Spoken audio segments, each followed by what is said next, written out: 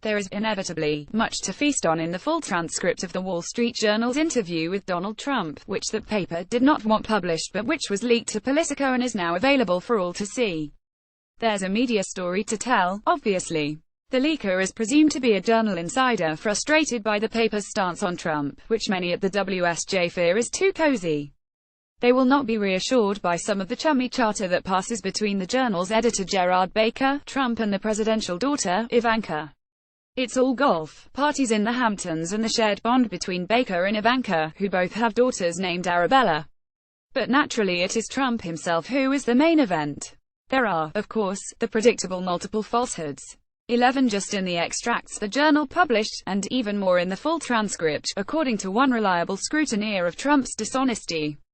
Most egregious is his claim that his horrendously inappropriate speech to last week's Jamboree of Boy Scouts, in which he spoke to children as if addressing a gathering of fellow New York billionaires, was universally acclaimed. Trump takes great offense when one of his Journal interviewers says the speech reception was mixed. There was no mix, Trump says 4 or 5 times. On the contrary, he says, I got a call from the head of the Boy Scouts saying it was the greatest speech that was ever made to them, and they were very thankful. In fact, the Boy Scouts later apologized for the speech, and last night denied that they had made any such call to the White House. There are other inadvertently revealing moments. He refers to his son-in-law Jared Kushner, the man charged with solving America's opioid crisis, restructuring the U.S. government and bringing peace to the Middle East, as a good boy.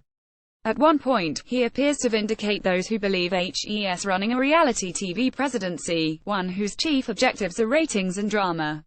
Speaking of his day ahead, he says, and we have the head of Lebanon coming and that'll be interesting, a little change of pace. We keep it interesting. But for British observers, it's his responses to questions about a future, post-Brexit UK-US trade deal that will be seized on. Trump notes the confusing number of names for the country. The US ambassador is the ambassador to the Court of St. James, which is England, you know, etc., he says. Later he muses, I can say that we're going to be very involved with the UK. I mean, you don't hear the word Britain anymore.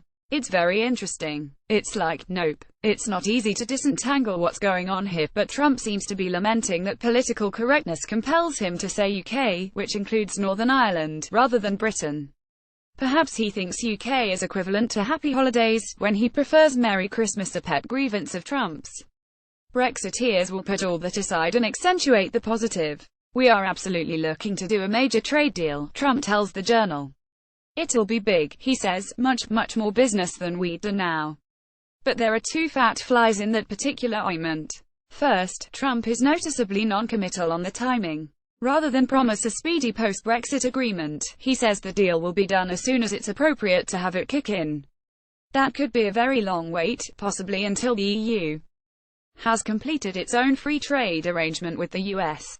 Second, Trump is too inconsistent on this and most other topics to take his words seriously.